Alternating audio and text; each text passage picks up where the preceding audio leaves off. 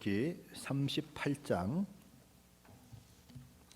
3절 말씀만 같이 읽어보겠습니다. 욥기 38장 3절입니다. 같이 읽습니다. 너는 대장부처럼 허리를 묶고 내가 내게 묻는 것을 대답할지니라. 아멘.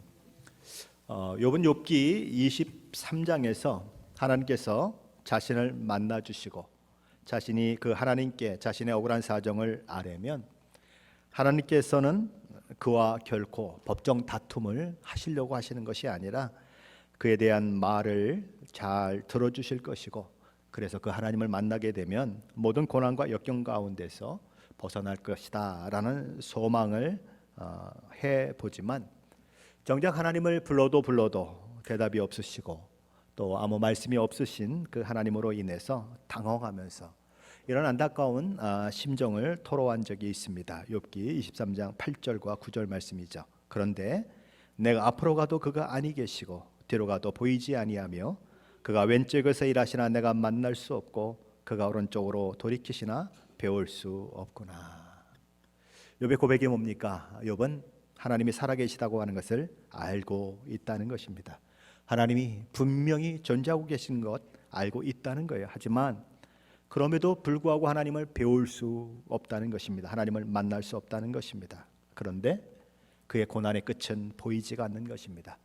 어둠의 터널이 언제 끝날지 그 끝이 눈에 들어오지 않는 것입니다. 그러고 그런 와중에 친구들의 공격은 매일매일 더해지는 것입니다. 세상을 둘러봐도 그의 편을 들어주는 사람이 없고, 하늘을 우러러보아도 그가 그렇게 신뢰하고 따랐던 하나님조차 그의 편을 들어줄 조짐이 보이지 않습니다.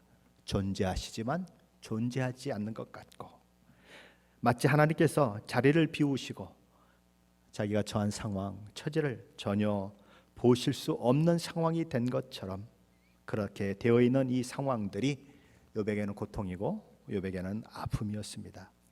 마치 십자가에 달리신 우리 주님이 십자가 아래에서 예수님을 비난하고 조롱하고 비웃었던 사람들, 빈정거렸던 사람들, 주변 사람들에게 비난과 조롱을 그렇게 당했던 그 상황 가운데에서 하나님마저 자신을 버리시는 그 상황을 만나 엘리 엘리 라마 사박다니 나의 하나님 어찌하여 나를 버리셨나이까 고백하신 것처럼, 그래서 하나님과의 그 단절 때문에 아파하셨던 것처럼 욥도 하나님과의 단절을 경험하면서 안타까워하는 것입니다. 그런 욥이 드디어 하나님을 뵙고 싶었고 만나서 자신의 억울한 사정을 아뢰므로써 자신이 만난 이 고통, 이 어려움에 대한 하나님의 답변을 듣고 싶어하던 그 하나님과 드디어 만남을 이루게 되는 것입니다. 자, 그렇다면 욥이 하나님을 만나서 그분을 정말 만나기를 소원한 그 이유, 그리고 그 목적은 어디에 있을까요? 욥은 하나님의 격려가 필요한 사람입니다. 욥은 하나님이 왜 내 인생을 이렇게 어렵게 하셨는지 그 답을 듣고 싶은 사람입니다. 자, 그렇다면 욥이 그렇게 하나님을 소원했던 것처럼 하나님도 욥을 만나기를 그렇게 원하셨을까 하는 것입니다. 하나님의 성품을 생각하건대 하나님도 욥을 분명히 만나기를 소원하셨죠. 원하고 원하셨다는 것입니다. 근데 왜 그렇게 오래 기다리셨냐는 것이죠. 왜 이제야 나타나셨는가? 하나님은 어떤 하나님이십니까? 하나님은 욥을 도우실 수 있는 하나님이십니다. 욥의 고난을 즉각 끝낼 수 있는 분이십니다. 그리고 욥의 고난을 촉발시킨 사탄을 즉각 불못에 던져 넣으실 수도 있으신 분이십니다. 하지만 하나님께서는 당신의 명예와 자랑을 지켜낼 욥을 바라보시면서 마치 그가 당하는 고난과 역경과 어려움을 해결하실 수 없는 분인 양 침묵하고 계셨습니다. 그러나 이제 하나님이 오르셨고 사탄이 틀렸다는 것을 드러낼 시간이 된 것입니다. 욥의 눈물, 욥의 한숨, 욥의 고통의 소리를 들으시면서도 하나님께서 그에게 목적하신 바를 이루시기까지 침묵하셨며 기다리셨던 우리 하나님은 이제 때가 되자 지체하지 않고 욥에게 나타나셔서 그동안 오랫동안 참으셨던 말씀을 쏟아내는 것입니다. 자, 오늘 본문 1절은 어떻게 나타나셨는가를 보여주고 있는데 우리 한번 읽어보겠습니다. 1절입니다. 그때 여호와께서 폭풍우 가운데서 욥에게 말씀하여 이르시되, 여호와 하나님께서 폭풍우 가운데서 나타나셔서 욥에게 말씀하셨다는 것이죠. 폭풍우는 고대 사회에 있어서 인간이 가장 무서워하는 그런 재난 중에 하나였습니다. 오늘날과 같이 과학이 극도로 발달된 이 시대에도 폭풍우의 위력은 인간이 쌓아놓은 모든 것을 다 무너뜨릴 만큼 위력적입니다. 그렇지 않습니까? 지진으로 인하여서 그 모로코 땅이 수천 명이 죽는 일들이 있는데 리비아에서는 댐이 2개가 무너져서 이미 3천 명이 죽었습니다. 얼마나 더 많은 사람이 죽을는지. 한 도시의 인구의 15%가 다 죽었다. 그런 얘기가 오늘 신문에 나오고 있습니다. 비가 많이 내린 것 하나만 가지고도 그런 일들이 일어나니까 굉장히 그렇게 어려운 상황인 것입니다. 폭풍우 가운데 하나님이 나타나셨다고 하는 것은 하나님이 어떤 존재인가, 인간이 두렵고 떨림으로 섬겨야 할 하나님, 인간이 마땅히 경외하실 하나님이다라는 의미를 가지고 있는 것입니다. 자, 그렇다면 그렇게 고대하고 고대하던 하나님을 만난 욥이 기대하는 답은 무엇일까요? 그리고 저와 여러분이 욥기를 읽고 있는 저와 여러분이 또한 기대하는 대답은 무엇일까요? 욥이 왜 이런 고난을 당했는지에 대한 설명일 것입니다. 그리고 욥을 격려하고 욥아, 내가 이러이러해서 너에게 이런 고난을 허락한 거란다. 너가 그동안 잘 참아줘서 고맙다.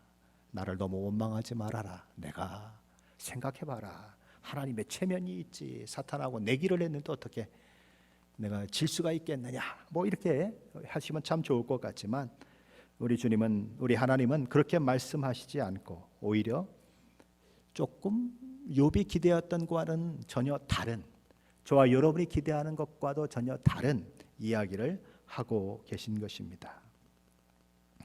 그런 면에서 욥의 간구와 기도, 하나님 그것에 응답하셨지만 반은 응답하시고 반은 응답하지 않은 상황이 만들어지는 것입니다.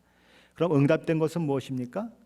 그가 그렇게 고대하던 하나님이 드디어 눈앞에 나타나셨다는 것입니다. 그렇다면 응답되지 않는 것은 무엇입니까? 내가 왜 이 고통을 당하는지 알려달라고 했는데 전혀 알려주지 않으시고 다른 이야기를 하신다는 것입니다. 욥이 기대했던 것과 전혀 다른 답을 주고 계시다는 것이죠. 욥에게 있어서나 오늘 이 시대를 살아가는 저와 여러분에게 있어서나 고난이라고 하는 문제는 언제나 풀리지 않는 숙제인 것입니다.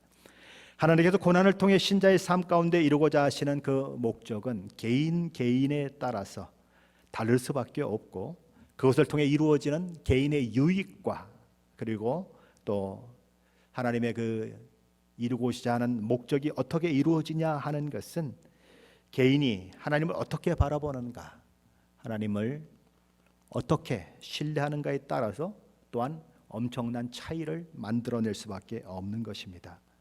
그러므로 욥기를 통해서 하나님은 한 가지 답을 하실 수가 없는 거예요. 왜냐하면 모든 사람의 상황이 다르고 모든 사람의 그 상황에 따라서 결과치가 다르기 때문에 하나님은 이렇게 된 것이다라고 하나로 말씀하시지 않고 그것에 대해서는 침묵하시는 것입니다. 그리고 오고 오는 세대의 수많은 사람들이 고난을 당하면서 그럼 어떻게 그 고난을 넘어서야 하는가, 그 부분에 대해서만 이야기를 하고 계신 것입니다. 고난이 왜 왔느냐라고 따지는 것보다 그 고난을 어떻게 극복할 것이냐 하는 것이 너무 중요하다는 것입니다. 제가 여러 번 말씀드렸던 그 목사님의 그 이야기도 바로 그런 거 아닙니까? 사람들이 많이 이렇게 장모님하고 같이 뭐 차를 타고 가다가 사고가 나서 그렇게 장모도 돌아가시고 그리고 두 딸도 죽고 뭐 이런 일들이 있었을 때에 그 목사님의 고민이 뭡니까? 도대체 나에게 왜 이런 일이 일어나는가? 그날도 목사로서 다른 데 가서 말씀을 전하고 그렇게 돌아오는 그런 길이었는데 갑자기 술 취한 사람이 중앙선을 넘어와서 그대로 받아버려서 한꺼번에 그렇게 수많은 사람들을, 자기 가족을 잃는 그런 일들이 있었는데 도대체 하나님은 나에게 왜 이런 일을 허락하셨을까? 물을 수밖에 없죠. 그렇죠? 근데 물어도 하나님은 답을 하지 않으시는 거예요. 그러면 이제 두 가지 반응밖에 안 나온다는 것입니다. 어떤 반응입니까? 하나님을 원망하며 죽을 때까지 살든지, 아니면 이 모든 부분에서도 하나님의 뜻이 있다고 생각하고 원인은 묻지 않고 그럼 내가 이 상황 가운데서 어떻게 반응할 것인가, 내가 이 상황 가운데서 어떻게 믿음을 지킬 것인가, 그것만 남아있다는 거예요. 그래서 이 목사님은 그걸 가지고 질문을 한 거예요, 자기에게. 그럼 내가 지금 어떻게 해야 하는가? 내가 지금까지 믿었던 하나님, 내가 지금까지 전했던 하나님은 분명 살아계실 것이 분명하다.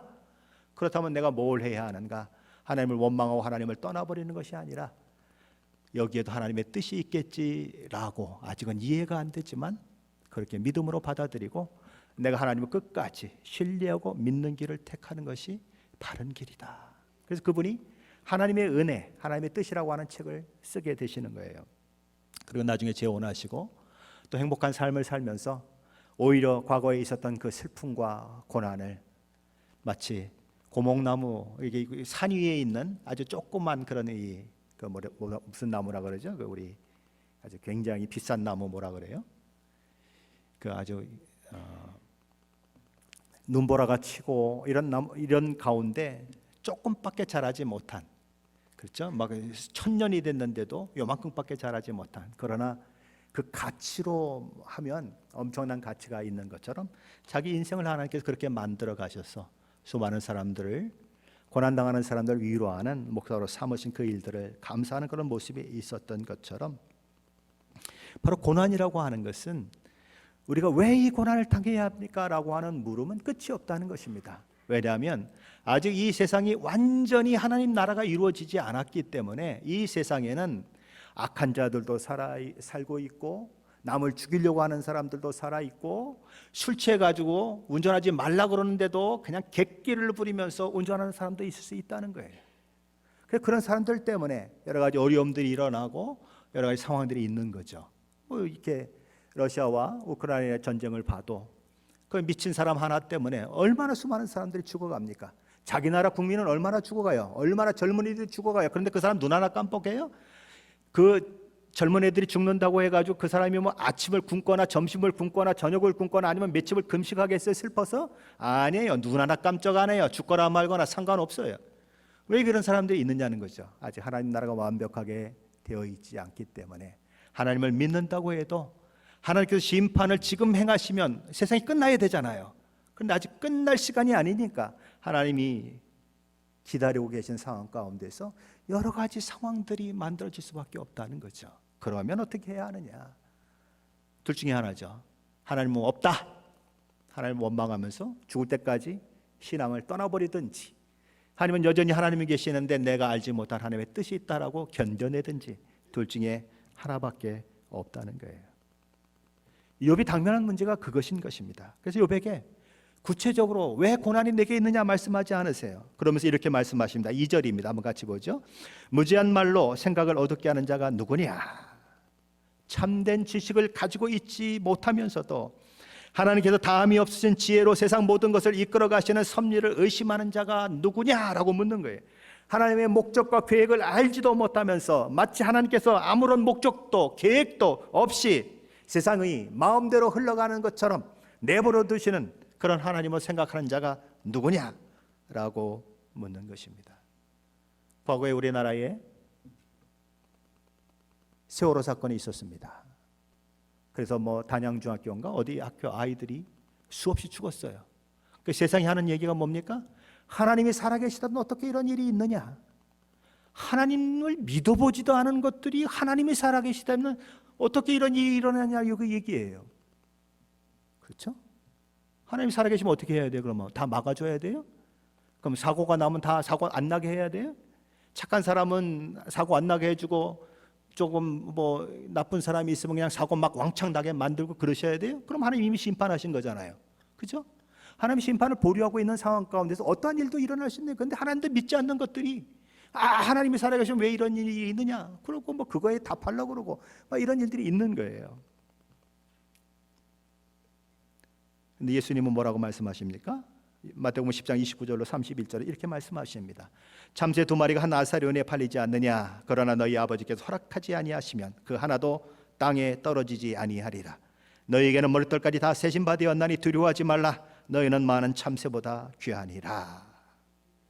참새 한 마리도 하나님이 허락하지 않으시면 땅에 떨어지는 법이 없는 법인데, 잠새보다 귀하고 또 귀하고 더 귀한 사람들, 특별히 우리 주님께서 예수 그리스도의 피값으로 사신 우리들, 우리의 생명을 위해서 자신의 생명을 내어주신, 하나님의 아들이 자신의 생명을 내어주실 만큼 우리를 사랑하신 그분께서 아무런 섭리한 목적도 없이 저와 여러분의 고통을 내버려 두실까라고 우리는 물어야 하는 것입니다. 나보다 나를 더 사랑하시는 그 하나님이 내게 이런 고난과 고통을 허락하셨다면 거기에는 분명히 하나님의 뜻이 있을 것이다. 왜요? 하나님이 살아계시니까. 하나님이 우리를 위해 당신의 아들까지도 주신 그 열정과 그 진심으로 우리를 사랑하신 분이시니까 우리는 그분을 신뢰하면서 답이 보이지 않는 상황 속에, 하나님이 안 계신 것 같은 상황 속에서 우리는 그 상황을 뛰어넘는 은혜를 경험하며 나아갈 수 있다는 거예요. 하나님이 나를 내버려 두시는 경우는 없다. 오늘 하나님께서는 3절에서 뭐라고 말씀하신가 한번 보십시다.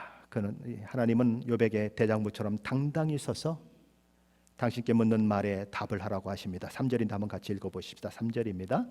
너는 대장부처럼 허리를 묶고 내가 내게 묻는 것을 대답할지니라. 하나님께서 욥에게 말씀하시고자 하는 내용은 무엇일까요? 너는 대장부로 지음받은 존재다라는 것입니다.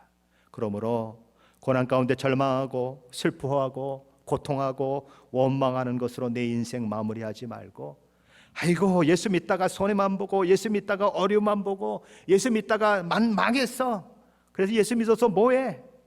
그러면서 꼬리 내리고 도망치지 말고 대장부처럼 허리를 묶고 서서 그 고난에 대해서, 고난을 대하는 태도에 대해서, 어떤 마음을 가지고 고난을 바라봐야 하는지 그것에 대해서 하나님이 무엇이라고 말씀하신지 듣고 한번 대답해 보라는 거예요.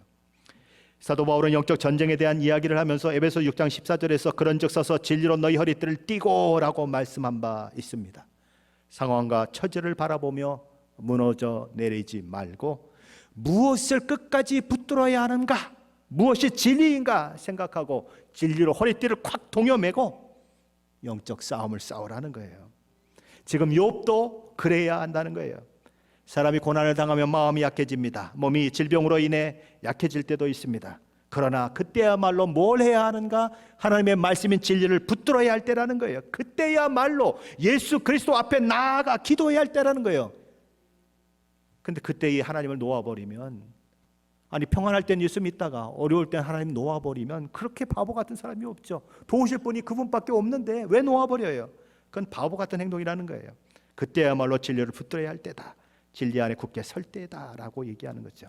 하나님께서 욥에게 요구하시는 것도 바로 그거예요. 그러면서 욥에게 하나님은 욥기 38장 4절로 21절까지 말씀을 통해서 그야말로 세상 어느 곳에서도 우주 만물 어디에도 하나님이 다스리지 않는 것이 없고 하나님께서 통제하지 않는 것이 없고 모든 것이 하나님의 주권과 섭리 가운데 있다는 것을 말씀하시기 위해서 인간이 발딛고 살고 있는 땅을 소환시키시고 고대 인간들이 두려움에 떨었던 바다를 언급하시고 낮과 밤을 있게 하시고 고대 인간들이 두렵게 떨었던 이 바다를 언급하실 뿐만 아니라 심판하시는 그분을 언급하시는 것이죠. 그리고 죽음에 대한 이야기를 하시는 것입니다. 이런 것들을 통해서 그 모든 것들을 이끌어 가시는 분이 누구신가 생각하라는 것이죠. 고난당하는 욥이 이야기하는 것이 무엇입니까? 오늘의 삶 속에 고난당하는 저와 여러분이 하는 이야기가 무엇입니까? 고난을 당하면 욥이 했던 것처럼 고난을 당하면 우리들도 똑같이 얘기합니다. 아니 하나님이 계시다면 왜 내게 이런 일이 일어납니까? 하나님이 계시다면 세상이 왜 이 모양입니까? 아니 하나님이 계신데 왜 저 악한 자들을 그냥 놔두십니까? 놔두는 이유가 있어요. 하나님이 기다리시기 때문에 그래요. 악하다고 무작정 다 죽여버리면 세상이 바로 끝이 나겠죠. 그렇죠? 금방 끝이 나요. 비행기를 타고 가다 기장이 욕을 한 번 했는데 하나님 죽여버리셨어요. 그럼 어떻게 될까요? 비행기 추락하겠죠? 그 안에 있는 사람 다 죽어요. 기차 타고 가다가 그러면요 똑같아요. 자식 야단친다고 그냥 육두문자 써버렸는데 이놈 악하다고 그러고 아빠 죽여버리면 아이는 어떡하죠? 평생 고아로 살아야 해요. 안 되는 거예요. 그렇게 할 수가 없는 거예요. 하나님 기다리시는 거예요. 부족한 줄 알면서 기다리시는 거예요. 하나님은 욥에게 이렇게 말씀하시는 것입니다. 내가 볼 수 없다고 해도 내가 없는 것 아니다. 내가 하나님의 도우심과 인도하심을 느끼지 못하고 하나님이 내 편 들어주시지 않는 것 같이 느낀다고 해도 내가 없는 것 아니다.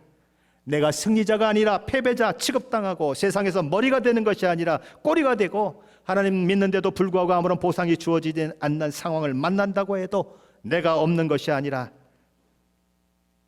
땅과 바다와 낮과 밤과 죽음과 그리고 모든 것들을 주장하시는 하나님은 너에 대한 관심을 여전히 가지고 계시고 그 모든 것들보다 너에 대한 관심이 더 크다라고 말씀하시는 것입니다.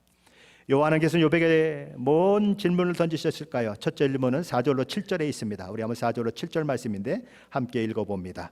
내가 땅에 기초를 놓을 때에 내가 어디 있었느냐? 내가 깨달아 알았거든 말할지니라. 누가 그것의 도량법을 정하였는지 누가 그 줄을 그것 위에 띄웠는지 내가 아느냐? 그것의 주처는 무엇 위에 세웠으며 그 모퉁이 돌은 누가 놓았느냐? 그때 새벽별들이 기뻐 노래하며 하나님의 아들들이 다 기뻐 소리를 질렀느니라. 사람들은 하나님이 말씀하셨는데 왜 이런 소리를 하느냐고 얘기하는 사람들이 있습니다. 아니 뭐 하나님이 지구가 둥근 것도 모르시는가 봐. 하나님이 우주 공간에 그 지구가 그냥 둥둥 떠 있는 걸 모르시는가 봐. 무슨 주춧돌이 있고 무슨 뭐 줄을 뭐 매달고 뭐 별소리를 다 아시네. 하나님 참 웃기시네. 이렇게 생각하는 사람들이 있어요. 누구 때문에 이렇게 얘기하실까요? 욥 때문에 이렇게 얘기하는 겁니다. 욥의 사고에 맞게, 그의 생각에 맞게, 그의 시대의 그 상황에 맞게 말씀하시는 것입니다. 욥에게 이런 얘기를 했다고 한번 해보세요. 야, 너 한번 비행기라고 하는 것을 타봐. 그리고 멀리 우주 왕복선을 타고 저만큼 한번 해왕성쯤 한번 가봐. 그러면 지구가 동그랗게 푸르게 보이는 거 너 볼 수 있을 거야. 그렇게 얘기하면 욥이 알아들을까요? 못 알아듣죠. 야, 중력이라는 게 있는 거야. 그래서 사람이 그 중력 때문에 걸어 다닐 수 있는 거야. 너 봐, 지구가 동그란데 저 밑에 있는 사람도 땅으로 밑으로 떨어지질 않잖아. 그 중력이 다 잡고 다니는 것 때문에 그래. 그리고 이것도 허공에 떠 있는 줄 알아? 이 행성과 이 행성이 서로 잡아당기는 인력이 있기 때문에 그래. 너 그거 알아야 되는 거야 라고 욥에게 얘기하면 욥이 알아들을까요? 못 알아듣죠. 왜요? 이게 지금 몇 년 전이에요. 창세기 기록되는 시대인데 그걸 어떻게 알아듣겠어요? 못 알아듣는 거예요. 그래서 집을 짓는 걸 가지고 설명하시는 거예요. 집이 어떻게 주어지느냐, 기초가 어떻게 닦여지느냐, 그걸 평평하게 만들고 거기에 머릿돌을 세우고 그 다음에 기둥을 세우고 이래서 지붕을 받치고 집을 이렇게 하는 것처럼 하나님이 그렇게 지구를 받치고 계시고 만들었다라고 얘기하는 것입니다. 하나님이 창조하셨다는 거예요. 요한께서 욥에게 던진 두 번째 질문은 바다에 대한 질문입니다. 우리 8절로 11절인데 한번 같이 읽어봅니다. 바다가 그 모태에서 터져 나올 때에 문으로 그것을 가둔 자가 누구냐? 그때 내가 구름으로 그 옷을 만들고 흑암으로 그 강보를 만들고 한계를 정하여 문빗장을 지르고 이르기를 내가 여기까지 오고 더 넘어가지 못하리라. 내 높은 파도가 여기서 그칠지니라 하였노라. 하나님께서 어떻게 바다가 창조되었고 어떻게 바다의 경계를 정하셨는지에 대해서 말씀하시면서 여인이 어린 아이를 낳는 것 같은 그런 예화를 통하여서 말씀하십니다. 이게 터져 나왔다라고 하는 말씀을 하시죠. 그리고 구름으로 그 옷을 만들었다. 어린아이에게 옷을 입히듯이. 그리고 흑암으로 그 강보를 만들었다. 어린아이에게 어린아이를 포대기로 싸듯이. 그렇게 바다를 만드셨고 바다의 물이 딱 그 모래사장이 있는 거기까지만 오게 만드셨다. 그래서 이 바다가 온 세상을 다 덮어버리지 않는 그런 세상을 하나님 만들어 놓으셨다. 그걸 명령하신 분이 누구신가? 바로 하나님이시다. 지진이 일어나거나 해일이 일어나서 넘어오기 전에는 뭐 우리 가서 막 놀잖아요. 파도가 쫙 밀려오면 착 도망갔다가 또 파도가 싹 그렇게 썰물이 되면 또 막 뛰어들어갔다가 아이들 이렇게 놀잖아요. 하나님이 그렇게 바다가 넘어오지 못하게 하심으로 그런 이들이 있다는 것이죠. 요한은 욥에게 던진 셋째 질문은 낮과 밤으로 이루어진 일상의 하루가 시작되는 일을 욥 내가 한 것이냐라고 묻는 것입니다. 12절로 15절 말씀인데 함께 읽어봅니다. 12절로 15절입니다. 내가 너의 날에 아침에게 명령하였느냐? 새벽에게 그 자리를 일러 주었느냐? 그것으로 땅끝을 붙잡고 악한 자들을 그 땅에서 떨쳐버린 일이 있었느냐? 땅이 변하여 진흙에 인친 것 같이 되었고 그들은 옷같이 나타나되 악인에게는 그 빛이 차단되고 그들의 높이 든 팔이 꺾이느니라. 하나님께서는 욥이 살아있는 동안에 동이 터라 명령을 내림으로 아침을 오게 한 적이 있느냐라고 물으십니다. 어두운 밤이 지나고 새벽이 마치 자기 자리가 있는 것처럼 어김없이 자기 자리에 앉게 되는 그 일이 너 때문이냐라고 묻는 것입니다. 하나님께 동이 트면 밤을 좋아하고 밤에 범죄하기를 좋아하는 악한 자들이 어두움과 숨어버리고 어둠으로 인해서 보이지 않던 땅들이 그 모습을 드러내고 마치 옷 입은 것처럼 그 형체를 드러내는 그것을 또한 말씀하십니다. 우리 개혁개정 성경 그런 이야기가 잘 드러나지가 않아요. 그런데 현대의 성경은 훨씬 쉽게 번역을 했습니다. 제가 현대의 성경을 한번 읽어보겠습니다. 살아오면서 언제 내가 아침더러 밝아오라고 명령해 본 적이 있느냐? 새벽 보고 여기가 내가 있을 자리다 말해 본 적이 있느냐? 새벽에게 땅끝까지 한번 휘잡아 보라고 명령해 본 적이 있느냐? 못된 짓 하는 것들을 그 숨어있는 곳에서 쫓아낸 적이 있느냐? 새벽이 되면 언덕과 계곡은 그 자태를 드러내지 않느냐? 진흙 위에 도장을 찍어 놓은 것처럼 선명하게 보이지 않더냐? 옷자락이 그 주름까지 보이듯 그렇게 잘 드러나지 않더냐? 한낮에 환하게 비치는 빛이 못된 짓 일삼는 것들에게는 너무나 환한 법. 거들먹거리며 힘께나 쓰며 살아가는 자들, 그들의 힘이란 것도 꺾이고야 말리라. 대낮처럼 환해지면 악인들도 설 자리가 없다. 대낮처럼 환해지면 주름까지도 다 보이는 것처럼 계곡과 그리고 산과 이런 것들이 확연하게 드러나지 않느냐. 낮과 밤의 역할을 얘기하는 것입니다. 지구가 자전하는 속도가 얼마나 빠를까요? 지구가 자전하는 속도가 1초에 463m를 움직인답니다. 1시간에 1667km를 움직입니다. 지구상에 존재하는 최고로 빠른 고속열차보다 3배 이상 빠른 속도로 지구가 자전하고 있습니다. 돌고 있어요. 여러분 그걸 느끼시나요? 도는 소리가 들리시나요? 아니면 도는 막 바람이 막 저러 여러분에게 느껴지나요? 아무것도 느껴지지 않아요. 지구는 태양을 얼마나 빠른 속도로 도를까요? 지구의 공전 속도는 시간당 10만 7,534km 거리를 이동한다고 그래요. 얼마요? 10만 7,534km를 1시간에 움직여요. 지구가 태양을 돌기 위해서. 시속 1224km를 달려갈 수 있으면 마하1이라고 합니다. 그래서 우리 제트기나 전투기 같은 경우는 마3, 마4, 마5 막 이러죠. 옛날에 뭐 임파서블 보니까 마7, 마8, 마9 그러다가 그냥 폭발해 버려 가지고 공중으로 막 해 가지고 낙하산 타고 내려 가지고 나중에 보니까 완전히 얼굴 새까매져 가지고 나오는 거 최근 거 보셨어요? 네, 그런 영화도 나오는 것처럼 그게 마하 그렇게 얘기하잖아요. 근데 이게 마하로 따지면 얼마냐? 87.85 마하예요. 지구상의 87.85 마하로 인간이 만든 것 중에 그 속도로 갈 수 있는 게 있을까요? 없어요.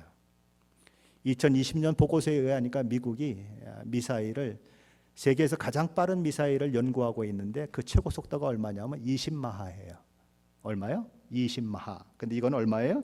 87.85 마하로 지구가 태양을 이렇게 공전하고 있다고요. 그렇게 빠른 속도로 움직이면 저와 여러분이 뭘 좀 느껴야 되지 않습니까? 아마 그 소리를 저와 여러분의 귀로 들을 수 있다면 아마 저와 여러분의 귀청이 다 찢어질 거예요. 근데 우리는 못 들어요. 우리가 듣는 소리만이 따로 들리도록 하나님 만들어 놓으셨기 때문에 그 소리를 못 듣는 것입니다. 그 속도감을 느끼고 사는 사람들은 뭐 아무도 없어요. 왜 지구는 그렇게 빠르게 자전하고 빠르게 공전할까요? 이유는 딱 하나예요. 하나님이 정하신 낮과 밤을 만들어내기 위해서, 하나님이 정하신 봄, 여름, 가을, 겨울을 만들어내기 위해서 그런 것입니다. 인간은 뭐 인간이 대단하다고 생각해요. 뭐 어쩌고 저쩌고 뭐 빅뱅 이론이 어쩌고 무슨 뭐 지구에 뭐 나이가 뭐 46억 년이 되고 뭐 얼마가 되고 까불고 있어요. 그러나 인간이 발견하는 것은 하나님이 해놓으신 것을 발견할 뿐이에요. 아니 왜 이렇게 돌게 됐는지 설명할 수 있어요? 설명 못해요. 그럼 어떻게 설명하지 인간이 한 게 아닌데 지구가 왜 이렇게 약간 기울어 있는지 설명할 수 있어요? 아니 뭐 그 우연히 그렇게 된다고 얘기할 수밖에 없어요. 인간이 할 수 있는 건 아무것도 없어요. 하나님이 그렇게 만들어 놓은 것을 인간은 연구를 통해서 발견해낼 뿐이지 그렇게 되도록 만들 그런 권한, 그런 힘, 그런 능력은 없어요. 우리가 여기서 기억해야 하는 것이 또 하나 있습니다. 하나님이 왜 낮과 밤을 얘기하시는가? 밤이 지나야 아침이 오는 것을 왜 말씀하시는가? 우리 인생이 그렇다는 거예요. 밤이 있으면 낯이 있다는 것입니다.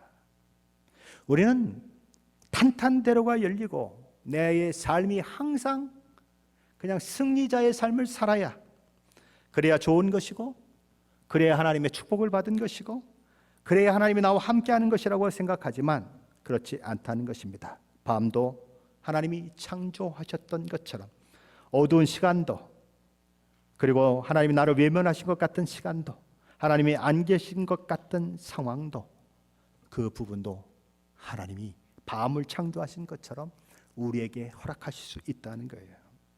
그러므로 우리의 어그러지고 망가지고 실패하고 좌절된 그 상황과 처지가 하나님이 함께 하시지 않는 시간이 아니라 오히려 하나님이 더 가까이 내 곁에 있는 그런 시간이 될 수 있다는 것입니다.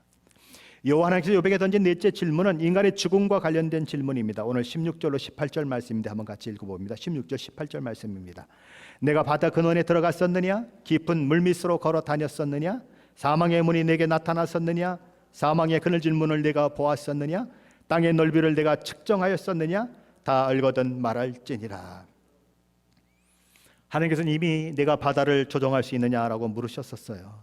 여기서는 바다 이미지를 사용해서 지하 세계에 내려가 본 적이 있느냐 물으십니다. 고대 사람들은 바다 저 깊은 곳에 음부, 사람이 죽은 사람들이 가는 곳이 있다라고 생각했습니다. 그러면 그 문을 네가 본 적이 있느냐라고 하나님은 물으시는 것입니다. 그리고 그 음부의 크기가 얼마나 큰지 너는 측정해 본 적이 있느냐. 우리 성경에는 땅이라고 되어 있지만 음부를 얘기하는 것입니다. 한번 생각해 보세요. 지금까지 몇 명이나 죽었을까요? 그 많은 사람들이 다 들어가려고 그러면 그 땅은 얼마나 넓어야 할까요? 그렇죠? 지금 지구에 뭐 70몇 억, 80억 가까이 됐겠죠? 예. 그 많은 사람들이 살고 있어도 뭐 지구가 아직 있는데 죽은 사람 생각하면 80억만 될까요? 지금보다 훨씬 더 많겠죠. 그러면 지구보다 더 넓어야 될 거 아니에요. 그러니까 그걸 측량해 본 적이 있느냐라고 이야기하는 것입니다. 욥으로서는 아무 대답을 할 수 없겠죠. 하나님만이 답을 가지고 계신 질문인 것입니다. 여호와 하나님께서 하신 다섯 번째 질문은 빛과 어둠에 대한 질문이에요. 우리 19절로 21절인데 한번 같이 읽어봅니다. 19절로 21절입니다. 광명의 초선은 어느 길로 가며 흑암의 초선은 어디냐? 내가 등이 그 지경으로 인도할 수 있느냐? 그 집의 길을 아느냐? 내가 아마 알리라. 내가 그때 낯섰나니 너의 연수가 많음이라. 빛이 어디로 가고 흑암이 어디로 가는지 길을 안내할 수 있느냐라고 하나님은 욥에게 물으십니다. 하나님은 해로 낮을 주관하게 하셨고 달로 밤을 주관하게 하셨습니다. 하나님께서는 낮만 만드신 것이 아니라 밤도 만드셨어요. 우리 인생도 마찬가지라는 것입니다. 형통한 날이 있고 또 고난의 날도 있습니다. 자랑의 자리도 있고 또 수치의 자리도 있습니다. 성공할 때가 있고 실패할 때도 있습니다. 건강한 삶을 살아갈 때도 있고 병든 삶을 살아갈 때도 있습니다. 태어날 때가 있고 죽을 때도 있습니다. 우리네 인생에는 언제나 낮과 밤이 존재합니다. 마치 피아노 건반과 같아요. 피아노 건반에 보면 하얀 건반이 있고 검은 건반이 있는 것처럼 우리 인생이 그렇다는 것이죠. 그러나 그 하얀 건반과 검은 건반이 같이 있음으로 인해서 아름다운 선율이 피아노를 통해서 드러나는 것처럼 우리 인생의 낮과 밤과 같은 수많은 사건과 사고와 그리고 상황들을 통해서 하나님은 하나님을 믿는 사람들을 통해 아름다운 선율이 흘러나오는 그런 것을 만들어내신다. 우리의 존재를 하나님이 만드시는 최고의 걸작품으로 만들어내신다는 것입니다. 엘리야는 욥기 35장에서 하나님은 천지를 창조하신 분이고 모든 창조물을 위에 계신 분이시다라고 하는 것을 강조하면서 욥이 범죄한들 하나님께 그것이 무슨 영향을 미치겠느냐? 욥이 악행을 한들 그것이 무슨 하나님과 상관이 있겠느냐? 욥이 의로운들 하나님께 무엇을 드릴 수 있으며 하나님께서 욥을 통해 무엇을 받을 수 있느냐라고 이야기하면서 인간이라고 하는 존재는 하나님 앞에 아무것도 아닌 존재다라고 이야기했습니다. 하지만 하나님께서 오늘 본문을 통해서 욥은 누구인가라는 것을 이야기하고 계십니다. 하나님께서 욥에게 창조 세계를 다 보여주신 이유가 무엇일까요? 욥아, 이 창조 세계가 다 너를 위해서 창조한 거란다. 내가 보도록 밤하늘의 별을 보며 사랑하는 연인에게 시를 한 번 읊어줄 수 있도록 내가 이 별을 만들어 놨단다. 너는 이 하나님이 만들어 놓으신 창조 세계에 무대의 배경도 아니고 어떤 소품도 아니다. 너는 이 창조 세계의 주인공이다 라고 말씀하시는 거예요. 시편 8편에서 다윗은 이렇게 노래했습니다. 시편 8편 3절로 8절이죠. 주의 손가락으로 만드신 주의 하늘과 주께서 베풀어 두신 달과 별들을 내가 보오니 사람이 무엇이기에 주께서 그를 생각하시며 인자가 무엇이기에 주께서 그를 돌아보시나이까. 그를 하나님보다 조금 못하게 하시고 영어와 존귀로 관을 씌우셨나이다. 주의 손으로 만드신 것을 다스리게 하시고 만물을 그의 발 아래에 두셨으니 곧 모든 소와 양과 들짐승이여 공중의 새와 바다의 물고기와 바닷길에 다니는 것이니이다. 감동할 만하지 않습니까? 인간을 어떻게 만드셨더가요? 하나님보다 조금 못하게 만드셨다요. 저와 여러분이 그런 존재라는 거예요. 영화와 존귀로 관을 씌워진 자들, 바로 너희들이다. 모든 것들을 다스리게 하는 그 역할을 우리에게 허락하셨다. 하나님이 욥에게 하고 싶은 말씀이 뭘까요? 저와 여러분이 하고 싶은 말씀이 무엇일까요? 우리는 아무것도 아닌 존재가 아니다. 하나님의 지극히 큰 사랑과 돌봄과 관심 가운데 있는 하나님의 최고의 걸작품이 저와 여러분이라는 거예요. 그래서 하나님은 인간을 소모품 취급하지 않으십니다. 피조물이기 때문에 언제든지 쓸모없다고 생각하면 버려버리고 에이고 내가 새로 만들면 되지 그렇게 생각하지 않으십니다. 우리 인간은 그래요. 그렇죠? 만들었다가 별볼이 없으면 부셔버리고 다시 새 거 사면 돼요. 그러나 하나님은 피조물인 우리 인간을 그렇게 생각하지 않으십니다. 피조물임에도 불구하고 하나님은 우리 인간을 위해서 성자 하나님을 보내주시고 십자가에 내어 죽게 하실 만큼 저와 여러분을 사랑하셨어요. 우리에 대해서 그만한 진심을 가지고 계세요. 그만한 엄청난 사랑을 가지고 계세요.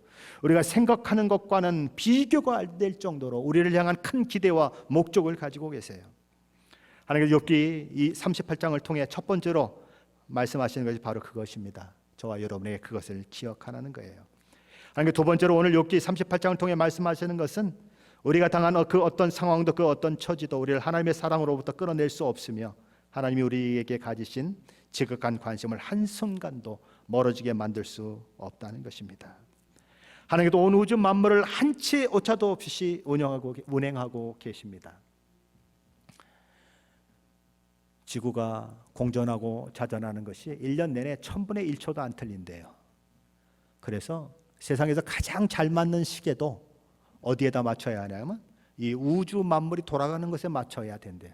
그러니까 몇 년이 지나면 다시 고치고 하나님이 만들어진 시계대로 맞춰야 돼요.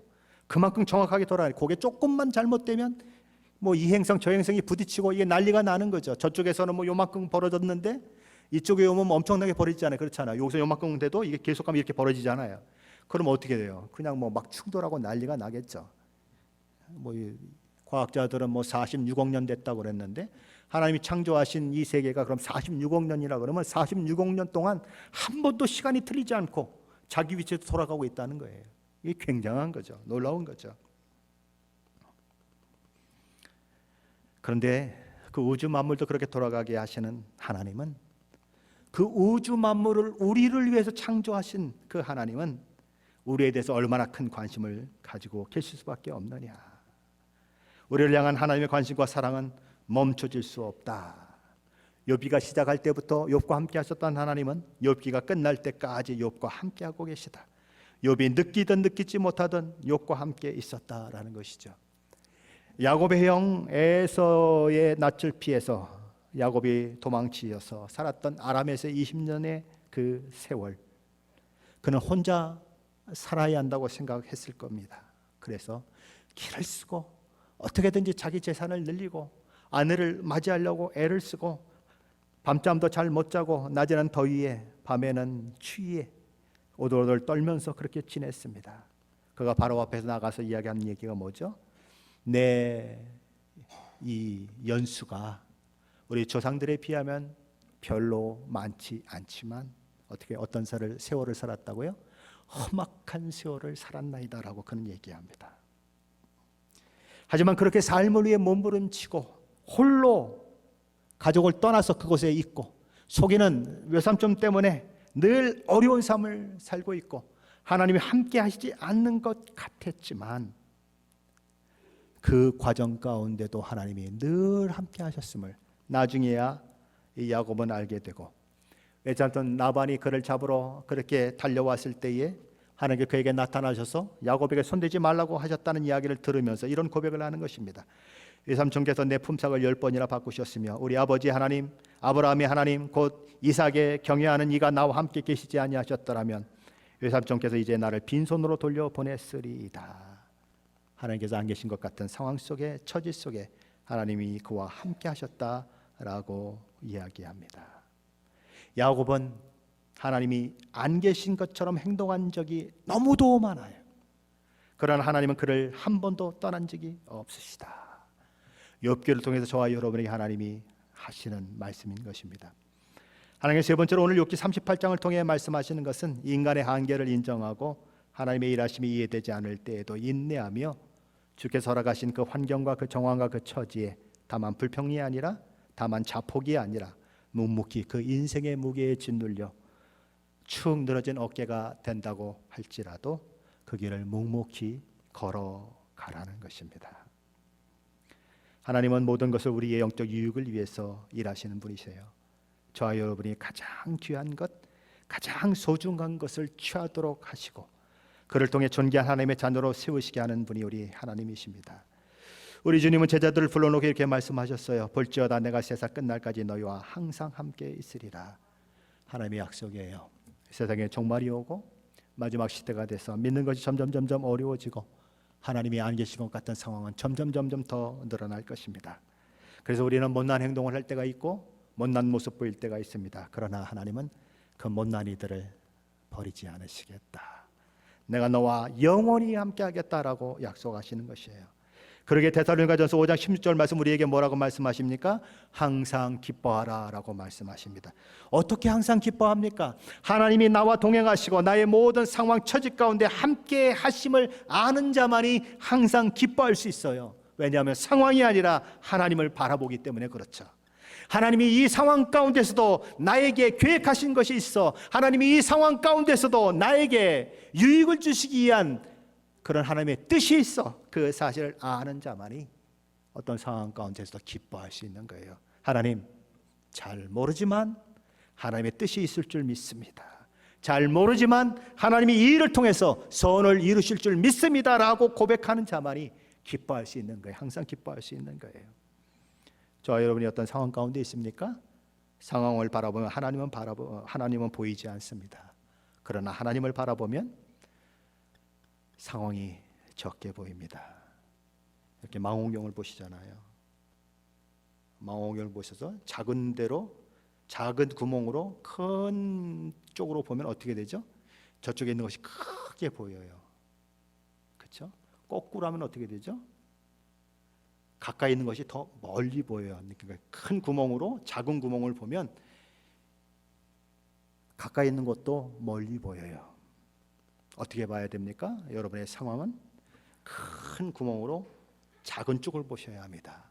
하나님은요, 작은 구멍으로 큰 쪽을 보셔야 해요. 하나님은 더 크게 보고 상황은 더 좁게 보는 것, 그게 사실은 믿음이에요.